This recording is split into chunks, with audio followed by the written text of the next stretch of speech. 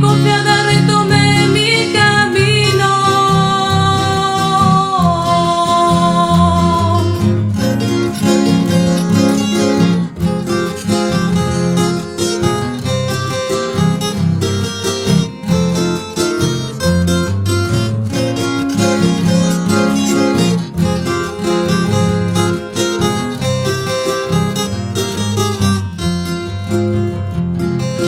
Puesto los ojos en Jesucristo,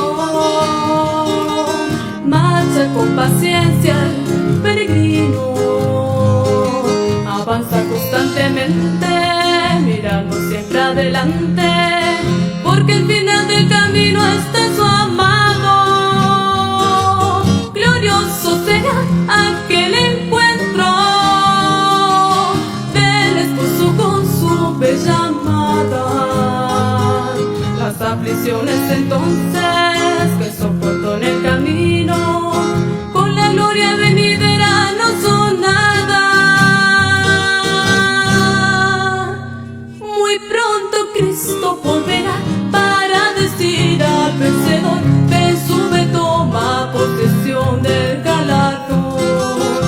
Un resplandor sin fin habrá, cantos de júbilo se oirán, porque las bodas del Cordero se han cumplido. ¿A dónde fueron las penas? ¿Qué fue de aquella tristeza? La eterna gloria en el cielo es lo que cuenta. Oh, sí.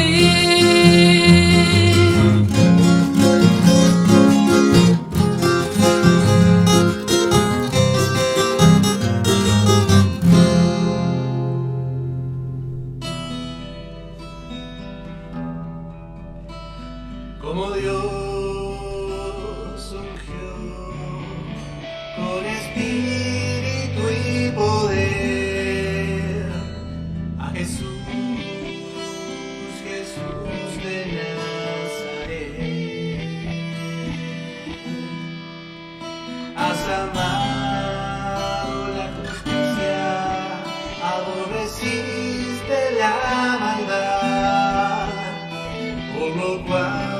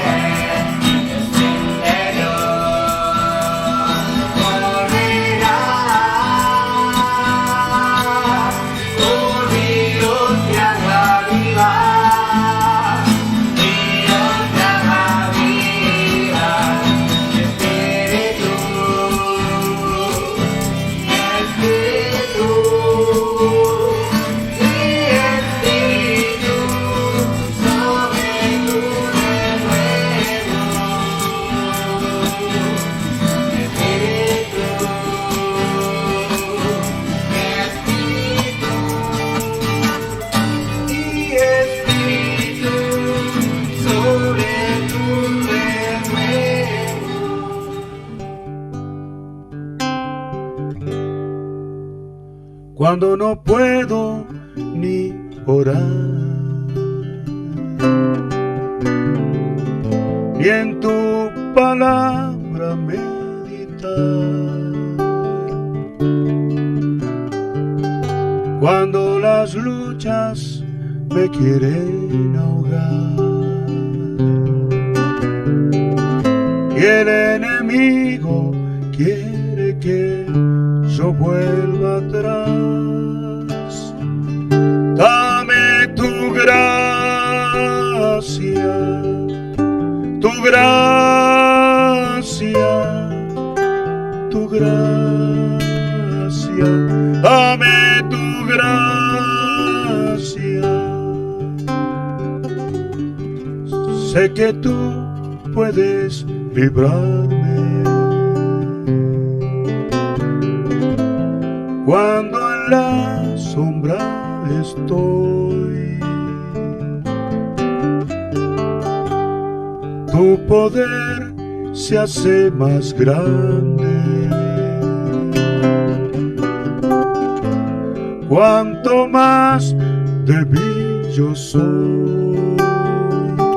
Dame tu gracia, tu gracia, tu gracia, dame tu gracia.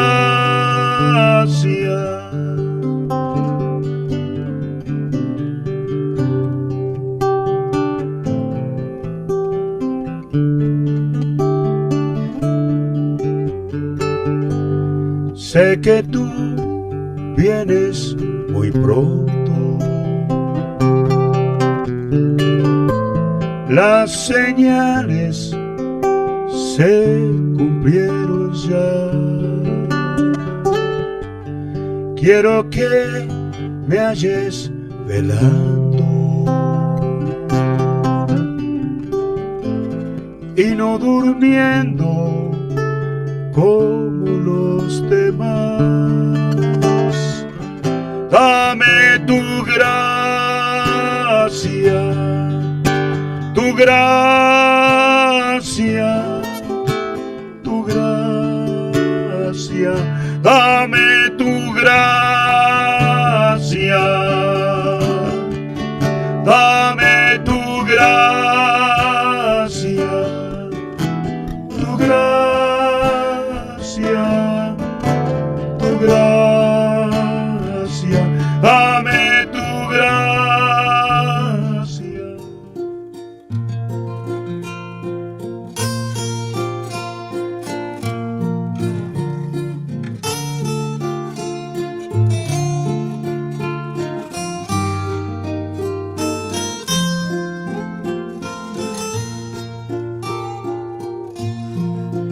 En la gracia aprendí.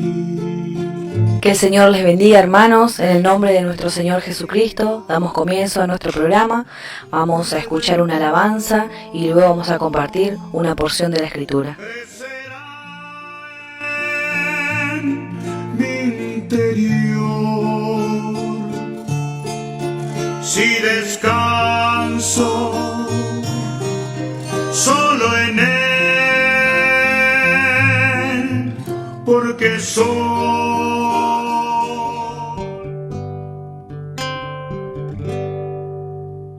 cuando no puedo ni orar, y en tu palabra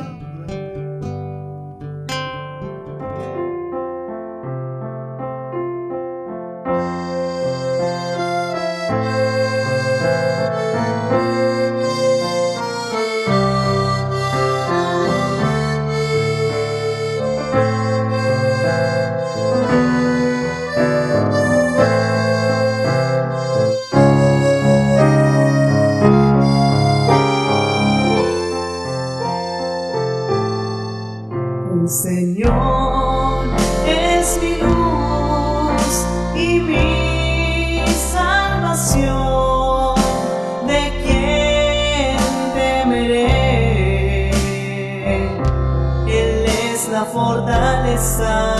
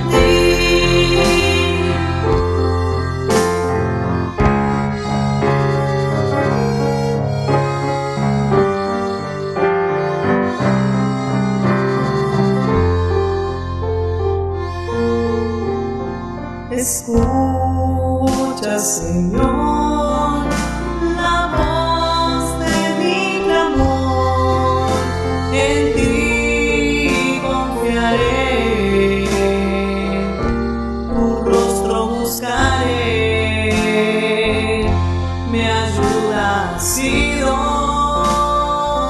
Dios de mi salvación.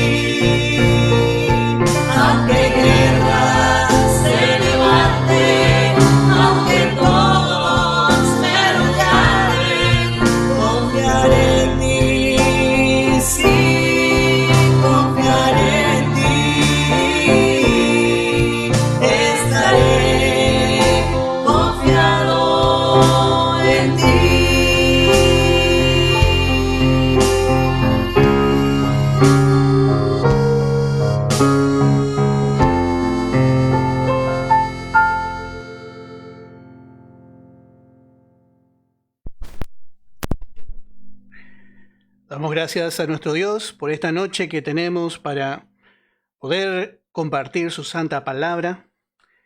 Damos gracias a Dios por las alabanzas que hemos podido escuchar. Realmente hermosas promesas tenemos en la palabra. Y en esta noche vamos a continuar con la ayuda del Señor. Con el capítulo 5 del segundo libro de Reyes estamos viendo la sanidad de Naamán. Naamán, habíamos visto su significado, es agradable o placentero. Así es el significado de Naamán. Y sabemos que él era un leproso. Y esto nos habla, habíamos visto, de la enfermedad del pecado que el hombre trae. Por más que el hombre sea agradable, sea placentero, dice en el Evangelio de Juan capítulo 3 en el verso 6, lo que es nacido de la carne, carne es, y lo que es nacido del Espíritu, Espíritu es. El hombre así, en su estado natural, es carne. Y como sabemos, lleva el germen del pecado. El hombre sin ser renacido, el hombre en su estado. Por eso necesita realmente nacer de nuevo. Todas sus formas buenas, todas sus costumbres buenas, su formación, su educación, su religión, sus buenas obras no alcanzan. Dios dice, es nacido de la carne. Entonces necesita realmente una nueva creación. Con las buenas obras no alcanza. Y como habíamos visto, esta sanidad de Naamán empezó con el testimonio de una joven.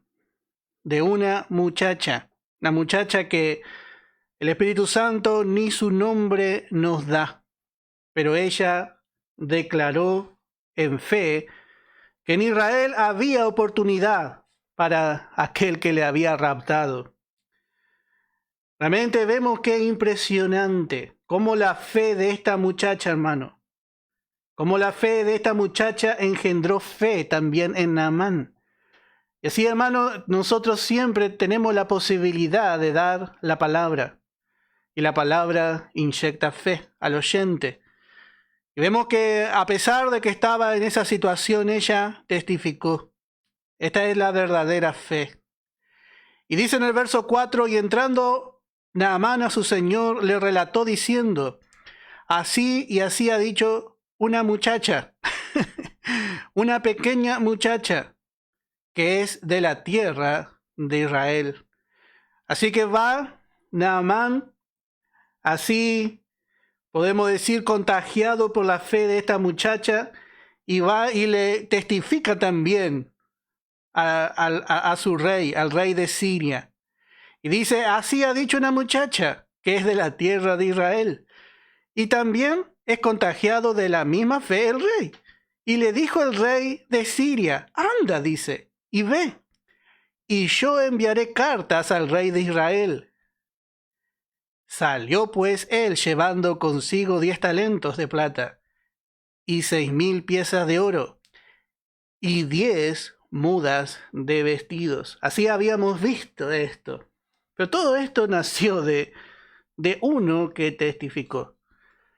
Y también tenemos que ver que todo esto Dios estaba ordenando. Dios había ordenado toda esta circunstancia, todas las cosas, para que su pueblo infiel y desobediente le exalte. Para que su pueblo vea la fidelidad de su Dios, porque Dios le envía a Israel. No solamente Dios iba a ser exaltado por su pueblo, sino que Dios iba a ser exaltado por los gentiles, por las naciones.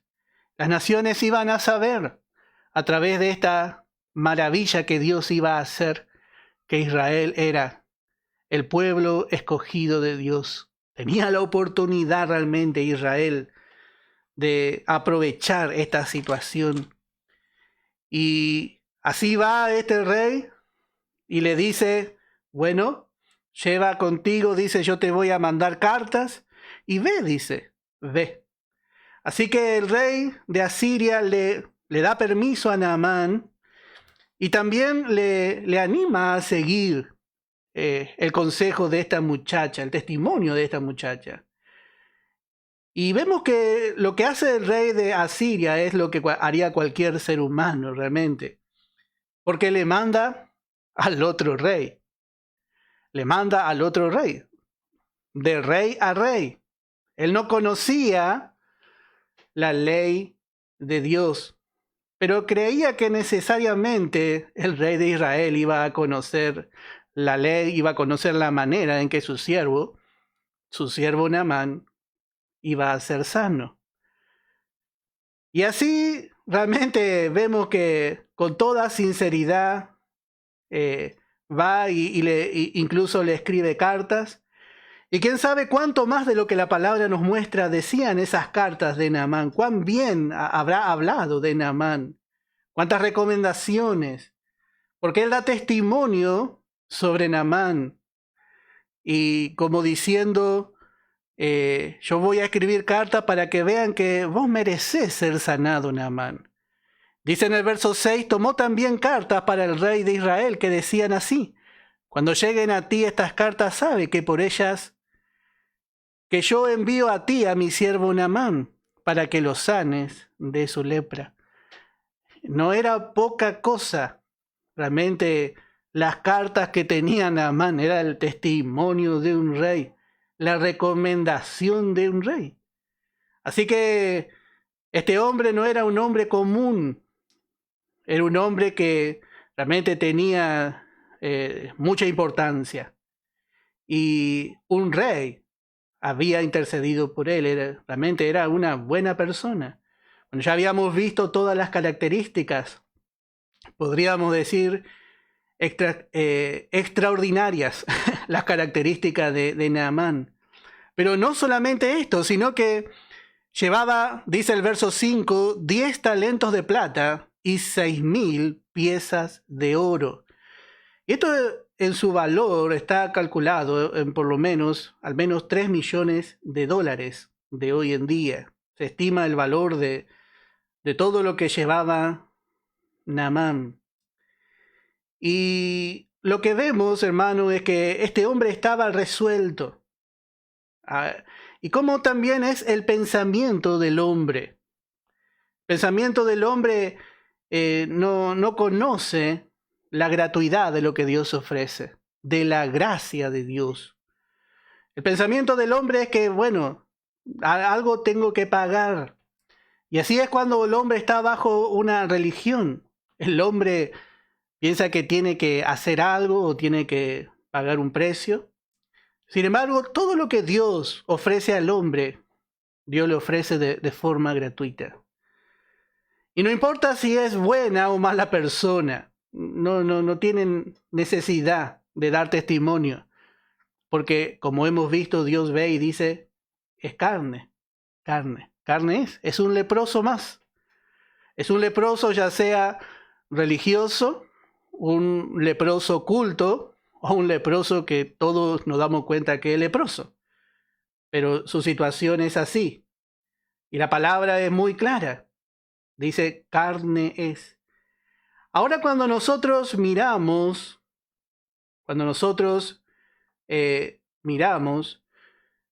realmente vemos que Dios había dado instrucciones cómo debían tratar a los leprosos. Podemos ver en Levítico capítulo 13.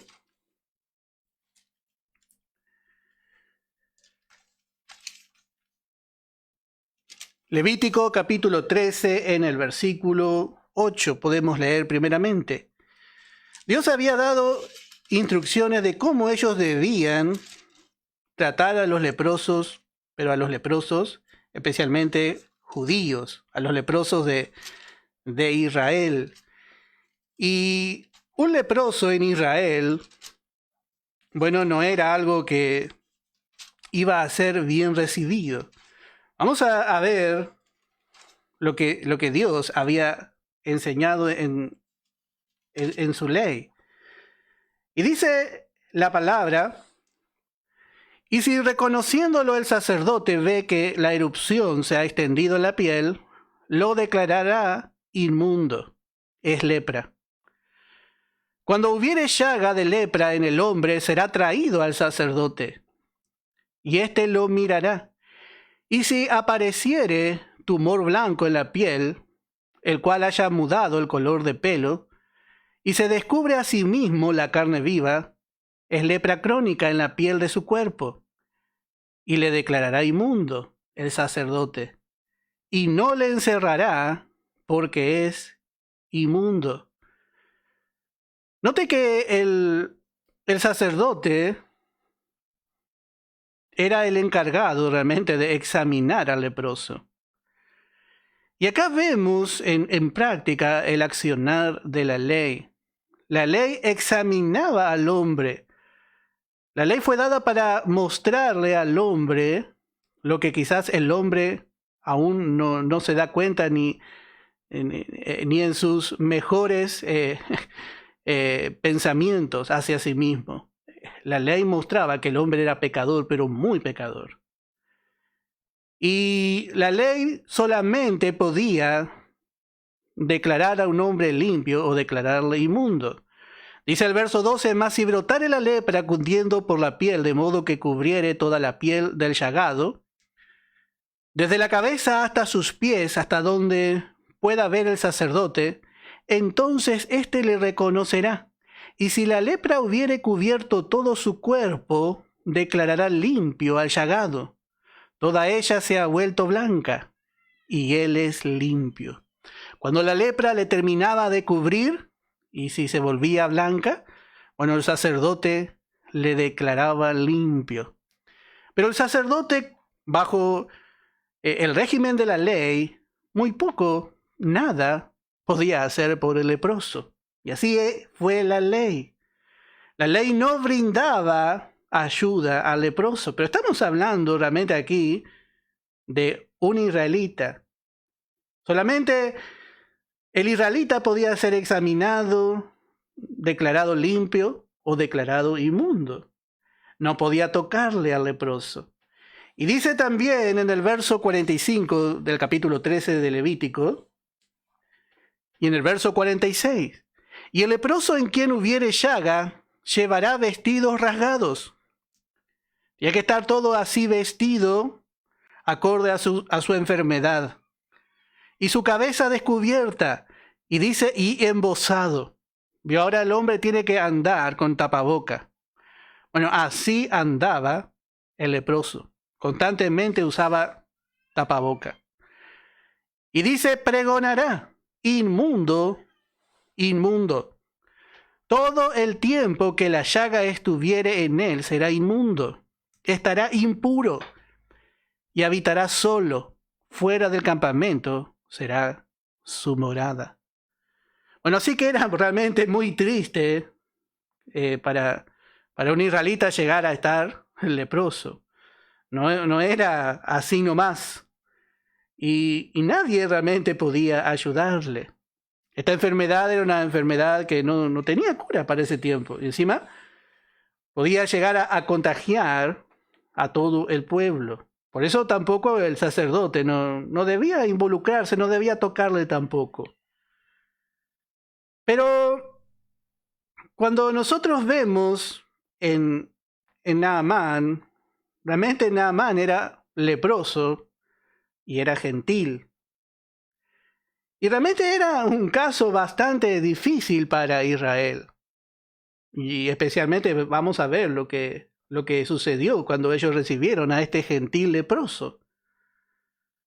Por eso vamos a ver que realmente la ley era ineficaz en estos casos. La ley era ineficaz en cuanto al pecado. Nada podía hacer la ley por un leproso. Nada podía hacer la ley por un pecador. Solamente la ley podía mostrarle al pecador que era pecador, pero no podía sanarle. Solamente aquellos hombres de fe en el Antiguo Testamento que vieron más allá, que vivieron bajo el régimen de la gracia, aún bajo la ley, que vivieron como adelantándose a su tiempo, que vivieron por fe, bueno, pudieron hacer esta clase de milagros. Porque realmente esto fue realmente un problema muy grande, tanto para el israelita y mucho más en este caso que vamos a ver que es un gentil. Pero cuando vino el Señor, vamos a ver cómo actuó. Vamos a ver en Mateo capítulo 8. Evangelio de Mateo capítulo 8. Y vamos a leer desde el verso 1. Aquí vemos al Señor, a la gracia en persona. Y dice, cuando descendió Jesús del monte, le seguía mucha gente. Y aquí vino un leproso, y se postró ante él, diciendo, Señor, si quieres, puedes limpiarme. Aquí se presenta un leproso de la multitud. Y Jesús extendió la mano y le tocó, diciendo, quiero, sé limpio. Y al instante su lepra desapareció. Noté que realmente la ley no podía ayudarle. Pero si había alguien que podía ayudarle, era el Señor Jesucristo. Vemos en el Señor realmente a la gracia en acción. La ley solamente mostraba la condición al hombre. Le declaraba limpio, le declaraba inmundo. Pero solamente la gracia podía extender su mano y tocar al leproso. Podía identificarse con el leproso. Podía tocar al leproso para poder sanarle, para poder realmente quitarle ese pesar. Y note qué hermoso, porque vemos que él le dice, si tú quieres, dice, si tú quieres. Bueno, vemos la gracia diciendo, quiero. Siempre el Señor quiere. A veces nosotros nos preguntamos, ¿será que el Señor quiere? ¿Quiere ayudarme? ¿Quiere bendecirme? ¿Quiere sacarme de esta situación? ¿Quiere cambiar mi vida? Bueno, la gracia siempre dice quiero, porque ella puede. Ella tiene la capacidad. Y dice que le tocó. Y dice y al instante su lepra desapareció. Y así vemos cómo la gracia actúa. La gracia ha provisto, como estamos estudiando, al Cordero de Dios que quita el pecado. El Cordero de Dios, Jesucristo, por medio de su sangre derramada, Él quita el pecado. Y la gracia no solamente es ofrecida al judío. La gracia ha hecho provisión. Ha hecho provisión para todo aquel que cree. Porque dice, pero ahora en Cristo Jesús, vosotros que en otro tiempo estabais lejos, habéis sido hechos cercanos por la sangre de Cristo, porque Él es nuestra paz, que de ambos pueblos hizo uno, derribando la pared intermedia de separación, aboliendo en su carne las enemistades, la ley de los mandamientos expresados en ordenanzas, para crear en sí mismos de los dos pueblos un solo y un nuevo hombre. Esa es la iglesia, haciendo la paz. Y mediante la cruz fue el medio, dice, para reconciliar con Dios a ambos pueblos en un solo cuerpo, matando en ellas las enemistades. Así vemos la provisión que hizo la gracia de Dios. La gracia de Dios no ve al hombre en un pueblo. La gracia de Dios ve al hombre como pecador. La gracia nivela al hombre. La gracia dice, por cuanto todos pecaron, no hay uno que sea bueno, no hay uno que sea mejor, porque ve a la naturaleza pecaminosa. Y esa naturaleza pecaminosa está en todos los hombres. En todos los hombres que, nacieron desde Adán en adelante. Dice en Romanos capítulo 3 en el verso 23. Por cuanto todos pecaron y están destituidos de la gloria de Dios. Así dice la cita anterior. Fue Efesios capítulo 2, verso 12 al verso 16. Efesios capítulo 2, verso 12 al verso 16. Así que en la ley no estaba la solución. Pero vemos que en la gracia sí. En la gracia había realmente provisión para Naamán. Y vemos que realmente era algo raro todo esto para Naamán. Porque él se preparó bien, como vemos, él toma el dinero, vestidos, lleva todo lo necesario para comprar su sanidad. Naamán no pediría nunca ser sanado sin pagar. Naamán nunca pediría. No conoce la gracia. Se preparó bien. Si me piden 5 talentos voy a llevar 10 talentos. Y hasta 10 talentos voy a pagar, dice. Y si me piden 100 piezas de oro, voy a llevar 6.000, por lo menos. Estaba bien preparado. Y así es el hombre. El hombre ve toda la provisión de Dios y parece que no puede creer en lo que puede hacer la provisión de Dios. Pero allí es donde Dios puede actuar. Así que va este hombre, realmente va al rey de Israel. Y dice el verso 7, y luego que el rey de Israel leyó las cartas, rasgó sus vestidos y dijo: yo soy Dios que mate y dé vida, para que éste envíe a mí que sane un hombre de su lepra.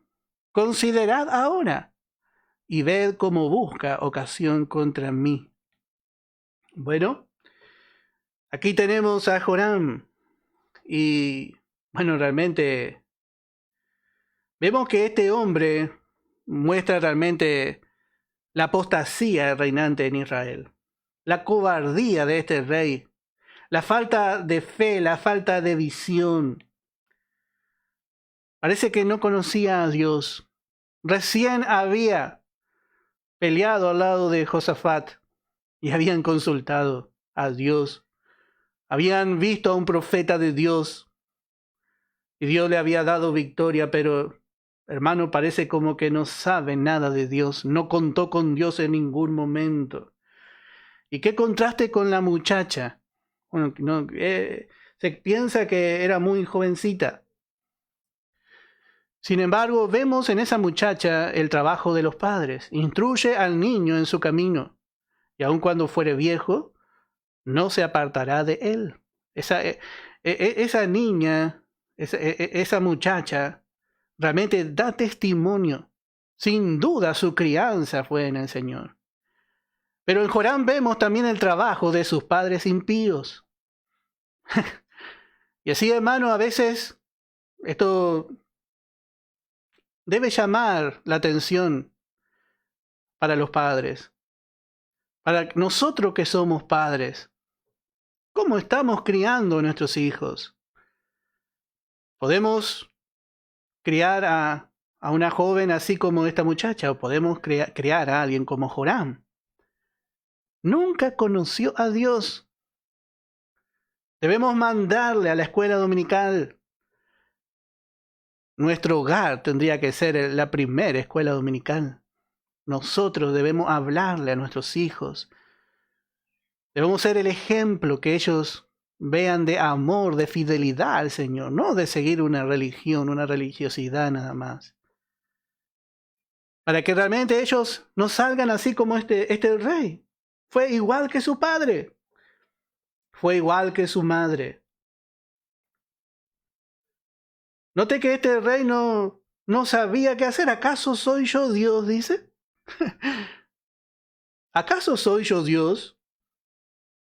No tuvo en cuenta a Dios en toda la situación. Ni Acab, ni Joram, ni ningún hijo de toda esta genealogía tuvo a Elías o a Eliseo en el palacio. Ellos habían corrido a Elías y Eliseo del palacio. Y el pueblo conocía del gran poder que Dios había manifestado por medio de Elías, por medio de Eliseo. Pero este rey parece que vive aislado.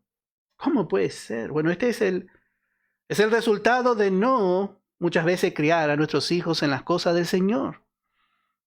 Vamos y le entregamos al mundo que vaya y practique muchas cosas, pero en el tiempo quizá tiene que quedarse un ratito, quiere ir a ensayar con los jóvenes y no le dejamos. Pero en otras cosas sí le dejamos. Estamos muy preocupados que se eduque, pero no que se eduque en la iglesia. Hermano, y es muy importante. Es importante la educación natural. Es muy importante también.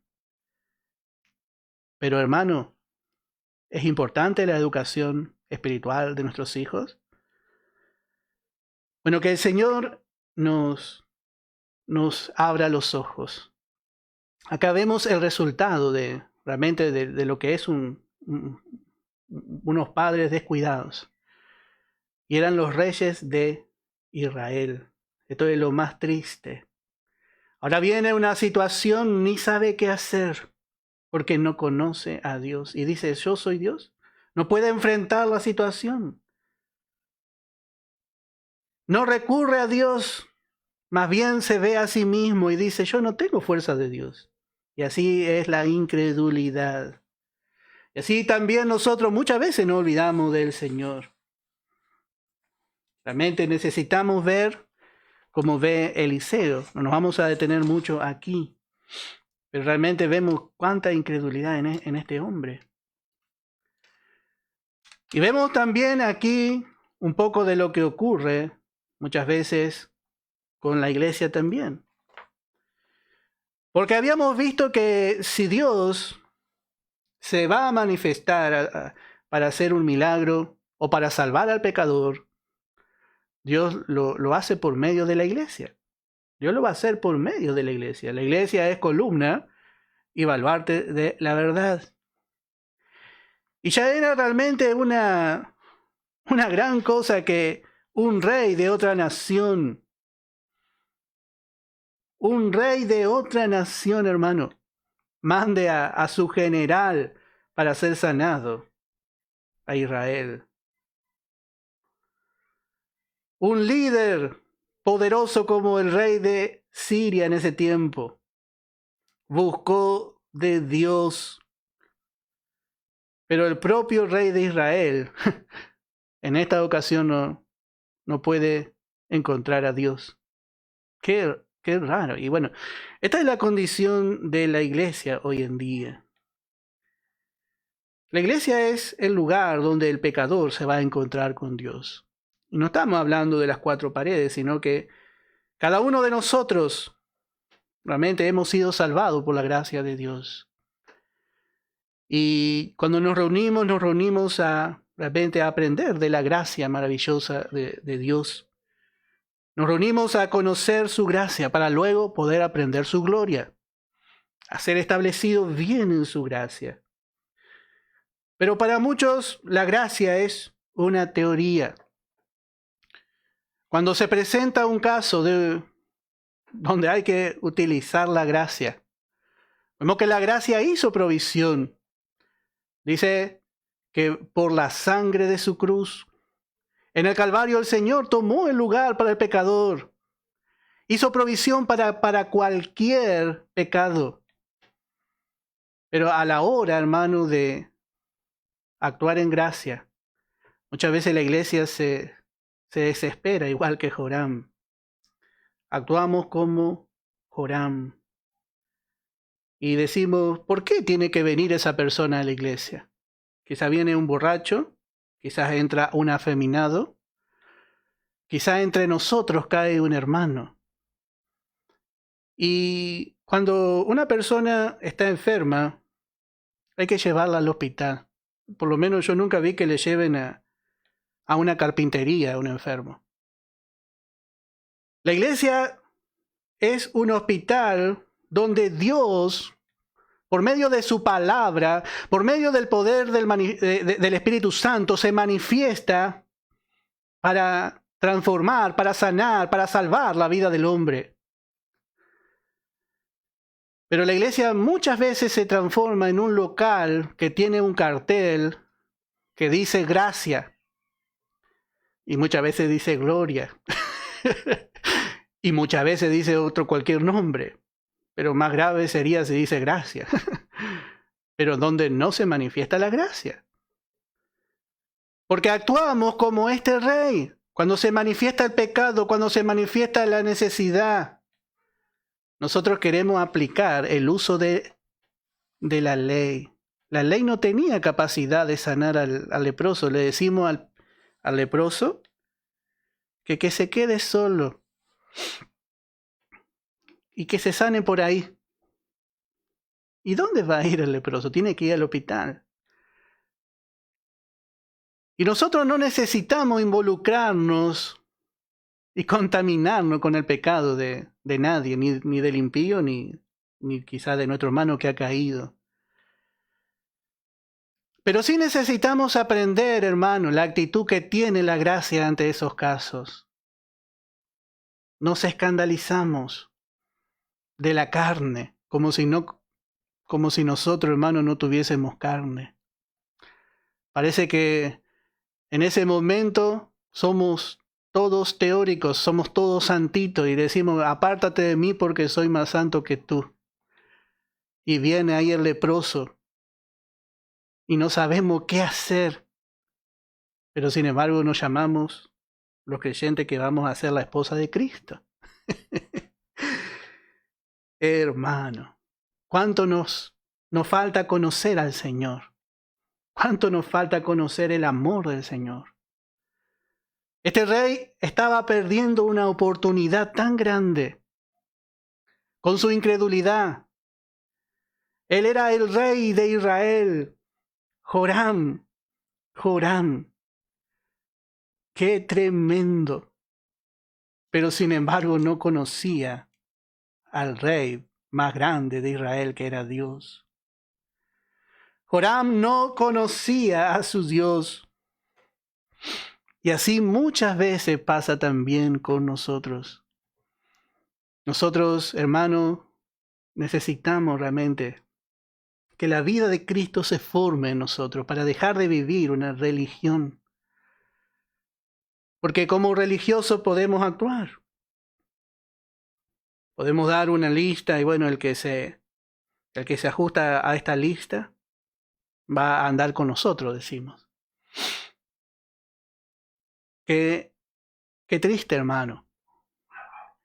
Cuando ya la gracia llega a ser solamente una teoría, llega a ser un cuentito, la gracia.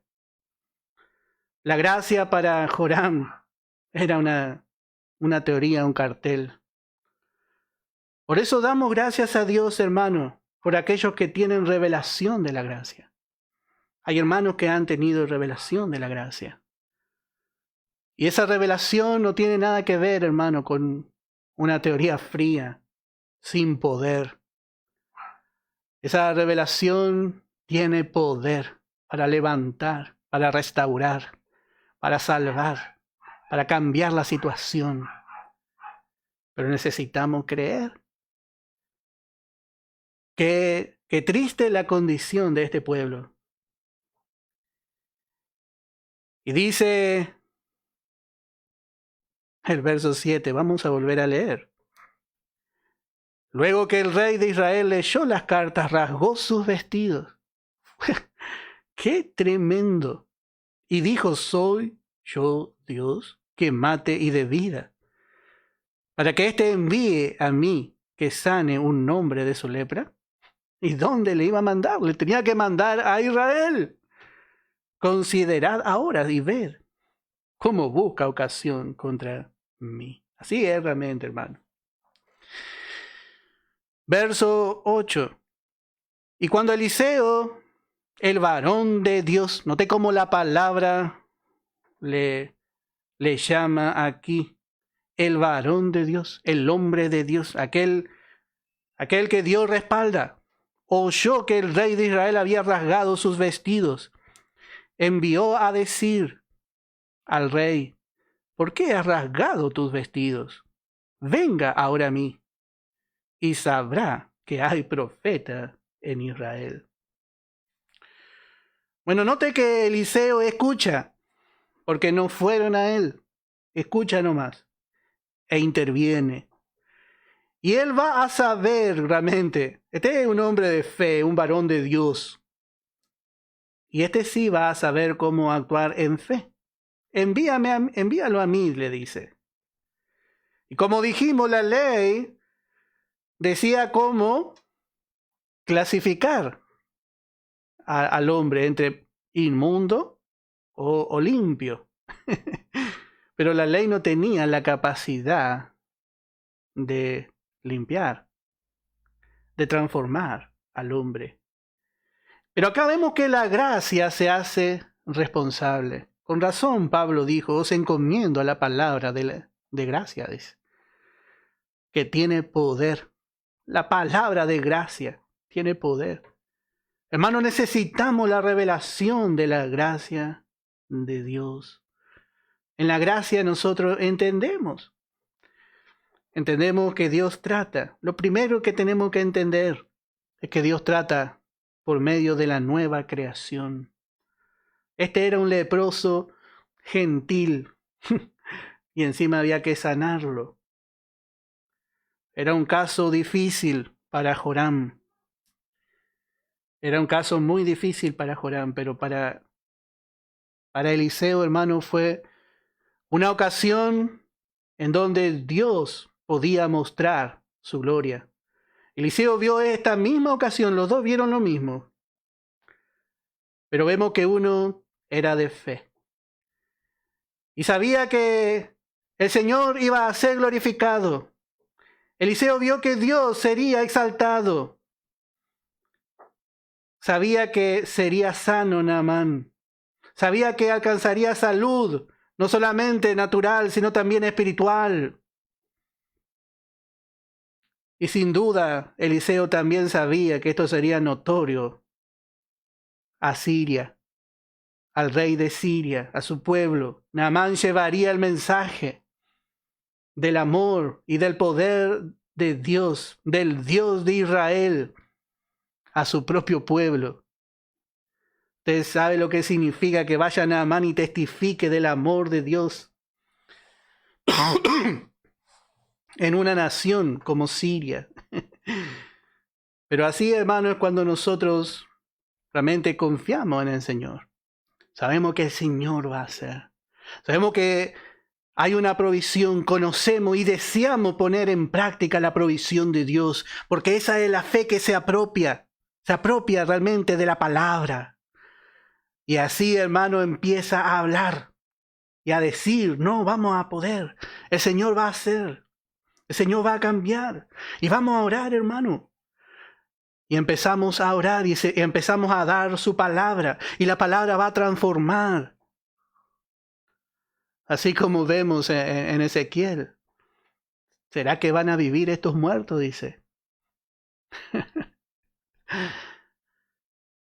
Y le dijo, profetiza. Nuestra parte es dar la palabra en fe. Dar la palabra en fe. No vamos a ver cambios. Porque ahí se va a presentar la necesidad todavía. Pero vamos a pararnos en fe en la provisión de la cruz. En lo que Dios prometió en su palabra. En lo que Él va a hacer. Hermano, y vamos a ver. Esto es por fe. Y dice el verso 9, y vino Naamán con sus caballos y carro, y se paró a las puertas de la casa de Eliseo. Así apareció Naamán. Todavía Naamán está pensando que él es grande. Ahí viene Naamán, y todos sus siervos en caballo, y él en su carro. Y se para a la puerta de la casa de Eliseo.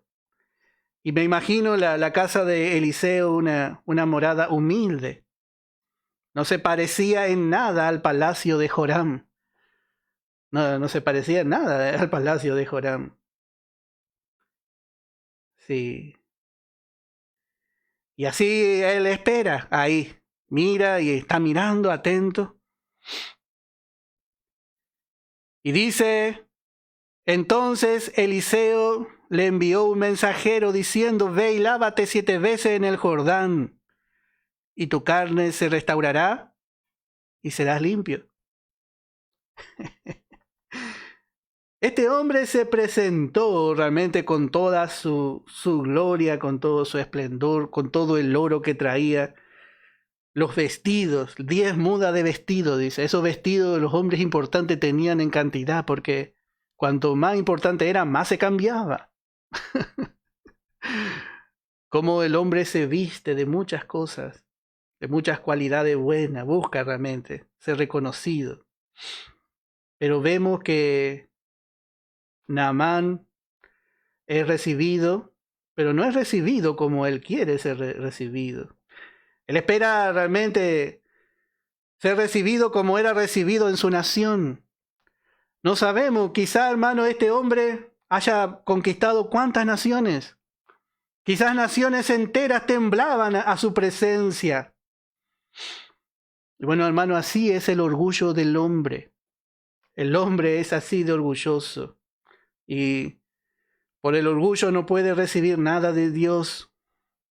Y él viene así con toda su fila de siervos detrás y espera recibir toda la atención. Acá tenemos al Naamán, al grande Naamán. Él se tomó la molestia de ir a la casa de Eliseo. Pero ahora vemos que Eliseo se negó a concederle audiencia personal a Naamán. Y le envía un mensajero. Esta es la cosa más extraña para Naamán. Está desconcertado Naamán y un poco se olvida que es leproso. No conoce la gravedad de su problema. Otra versión dice que le envió un siervo. Y dice el siervo, dice entonces Eliseo le envió un mensajero diciendo: ve y lávate 7 veces en el Jordán, y tu carne se restaurará y serás limpio. La cosa va cada vez peor para Naamán, porque primero por el testimonio de una muchacha. Y ahora un siervo de otro siervo del rey que le habla y le da instrucciones.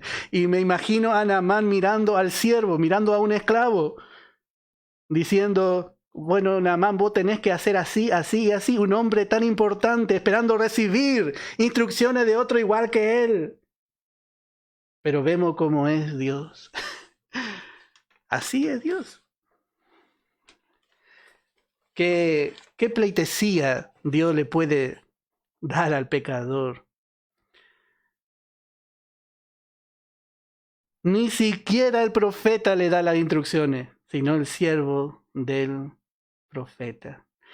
Bueno, él no tiene que mirar primeramente al instrumento. Tiene que atender. Es momento de atender. En el Salmo 138 dice en el verso 6: porque Jehová es excelso y atiende al humilde, mas al altivo mira de lejos. Cuando más altivo y orgulloso es el hombre, bueno, más le cuesta aceptar la gracia de Dios. El hombre debe humillarse para recibir lo que Dios tiene preparado para él, para recibir la salvación. Y Dios ha enviado suficientes mensajeros para que el hombre atienda. Pero como sabemos cómo es el mundo desprecia a los mensajeros de Dios. Quizá si viniera Dios y le hablara, bueno, estaría más contento. Bueno, realmente ha pasado muy rápido la hora. Vamos a dejar aquí. Y vamos a escuchar una alabanza, hermano. Le invito a finalizar escuchando una alabanza. Y luego vamos a dar por terminado el estudio del día de hoy. Así que el Señor le bendiga ricamente. Y nos veremos nuevamente mañana a las 15 horas, Dios mediante.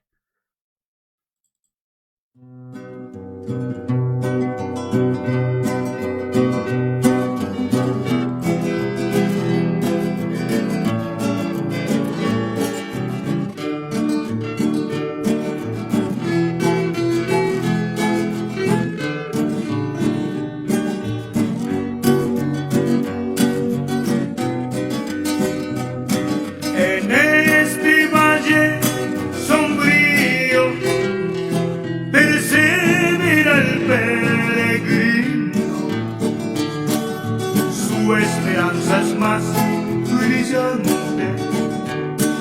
Si hay peligro en el camino,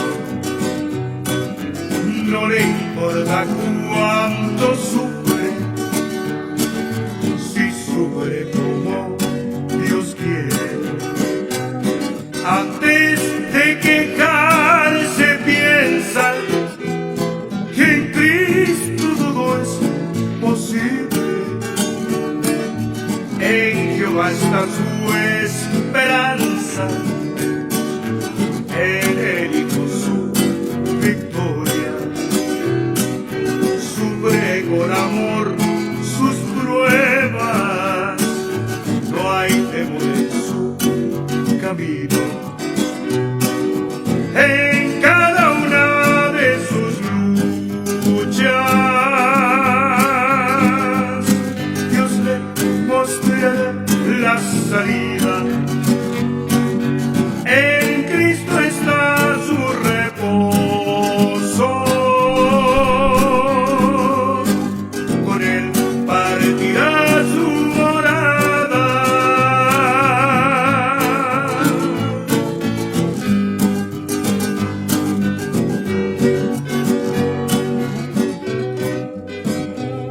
Su condición de extranjero asume aquí el peregrino, su origen y su destino confirman que está de paso, camina hacia su patria que está en los cielos, en cuerpo de humillación, persevera el peregrino, mas el Cristo